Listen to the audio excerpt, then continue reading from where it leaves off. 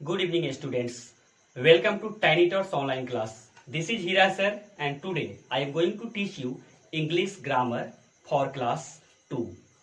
Dear students, this is the third lecture of English grammar.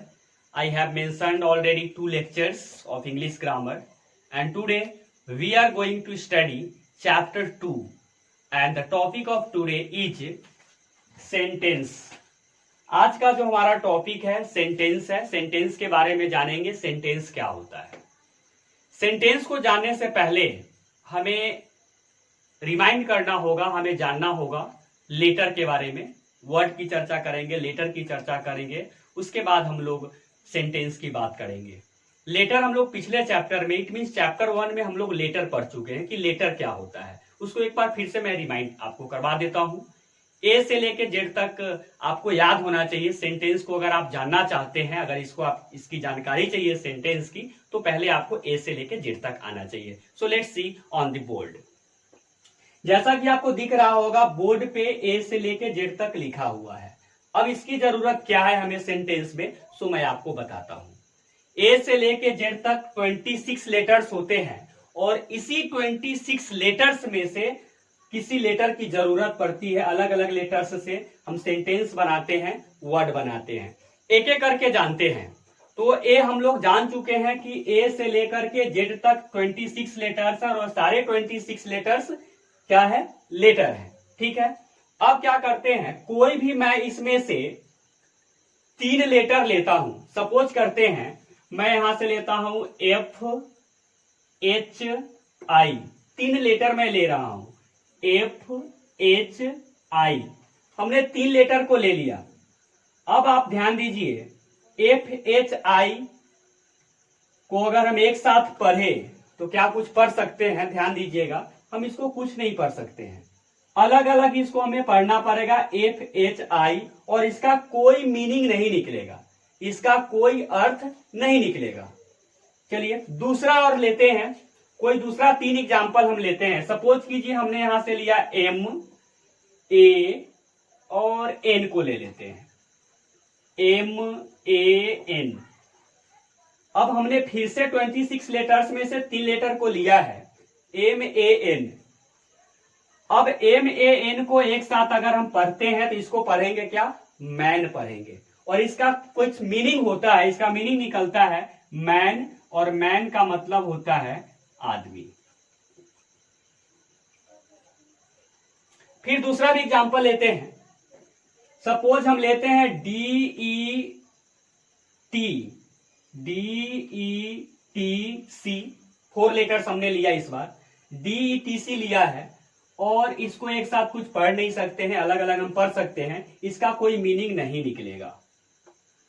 जबकि अगर हम लेते हैं इसको, डी को ही लेते हैं, डी ए टी को ले लीजिए आप, यहां है DATE, डेट। डेट का मतलब होता है तारीख, और इसका मतलब खजूर भी होता है।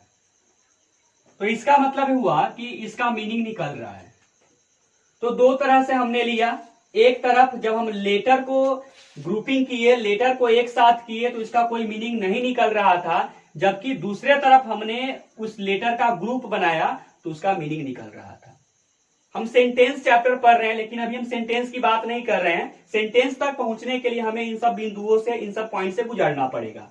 तो लेटर का जब हमने ग्रुप बनाया तो इस ग्रुप का कोई मीनिंग नहीं हुआ, इस ग्रुप का भी कोई मीनिंग नहीं हुआ, लेकिन इधर जो 2 ग्रुप है इसका मीनिंग हुआ है।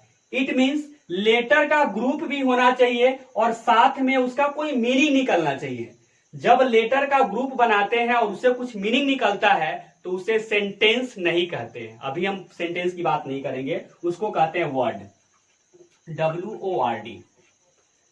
ध्यान दीजिए, लेटर्स का ग्रुप होना चाहिए और उससे कुछ मीनिंग निकलना चाहिए, कुछ अर्थ निकलना चाहिए, उसको हम वर्ड कहते हैं। ठीक है, समझ गए? A group of letters which makes a complete sense, it means कि लेटर का ग्रुप होगा और उसका कुछ मतलब निकलेगा, उसे हम वर्ड कहेंगे। अब वर्ड के बाद हम चर्चा करेंगे सेंटेंस की, कि सेंटेंस किसे कहते। सो डियर स्टूडेंट्स, हम लोग वर्ड तक समझ चुके हैं, लेटर समझ चुके हैं, वर्ड समझ चुके हैं। तो वर्ड में हमने देखा कि लेटर का ग्रुप होना चाहिए और उसका कुछ मीनिंग निकलना चाहिए। मैंने कुछ वर्ड्स को बोर्ड पे लिखा है, जैसे is, Ram, a, mango, are, dancer, table, Sita, singer, I, it. ये जितने भी है इस वर्ड्स को मैंने लिखा है, और जितने भी वर्ड्स है या लेटर भी यहाँ पे आया है, यहाँ पे लेटर भी आया है, तो इस सारे का कुछ ना कुछ मीनिंग निकलेगा। इज का मतलब है, राम का मतलब, राम एक नाम है। तो जो भी वर्ड्स आपको बोर्ड पे दिख रहा है इसका कुछ ना कुछ मतलब होता है। इट मीन्स मैंने वर्ड को लिया है। अब हमारा जो आज का टॉपिक है सेंटेंस है। अब सेंटेंस हम कैसे बनाते हैं सो समझिए।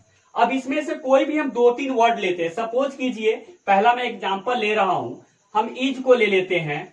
Is, Ram, table, singer. इस तरह से मैंने 4 वर्ड से ले लिया, इसी ग्रुप से लिया मैंने। Is, Ram, table, singer, 4 word को मैंने लिया है। क्या इसे हम सेंटेंस कहेंगे? तो मेरा जवाब होगा कि इसे सेंटेंस नहीं कहेंगे। आपका भी यही जवाब होना चाहिए कि आपको भी लग रहा होगा इज, राम, टेबल, सिंगर, ये थोड़ा सा अटपटा सा सेंटेंस लग रहा है, अटपटा सा वाक्य लग रहा है जिसका कोई मीनिंग नहीं निकल रहा है। दूसरा हम एग्जाम्पल लेते हैं। दूसरा एग्जाम्पल हमने यहां से लिया सीता, फिर यहां से इज को उठाते हैं, सीता इज, ए को लेते हैं, फिर हम यहां से लेते हैं सिंगर को। इस सेंटेंस को पढ़िए, सीता इज अ सिंगर। इसका कुछ मतलब निकल रहा है, सीता एक गायिका है। Sita is a singer, Sita एक गायिका है। अब इसे हम क्या कहेंगे? तो इसे हम सेंटेंस कहेंगे। एक और एग्जांपल लेते हैं। राम, फिर इज को ले लीजिए, इज अ डांसर। इसका भी कुछ मतलब निकलेगा, राम एक डांसर है। एक और एग्जांपल लेते हैं, जैसे आप ले लीजिए R, it, I. R, it, I हमने लिया। 3 वर्ड को हमने सिलेक्ट किया है, 3 वर्ड का ग्रुप हमने बनाया है। अब इसका मीनिंग निकालिए। क्या मीनिंग निकालेंगे? तो इसका कुछ भी मीनिंग नहीं निकलेगा। इट मीन्स ये भी आपका सेंटेंस नहीं है। इट मीन्स ये भी आपका सेंटेंस नहीं है। Now the matter comes to us कि इतना सारा एग्जाम्पल से हमने क्या समझा। तो इस सारे एग्जाम्पल से, सारी बातों से यह निष्कर्ष निकलता है कि अगर हम सेंटेंस को एक डेफिनेशन दें, सेंटेंस को परिभाषित करें, तो हम इसके द्वारा बता सकते हैं, a sentence is a group of words that has a complete meaning. हमने जो भी एग्जाम्पल दिया, तो मैंने 4 ग्रुप बनाया है।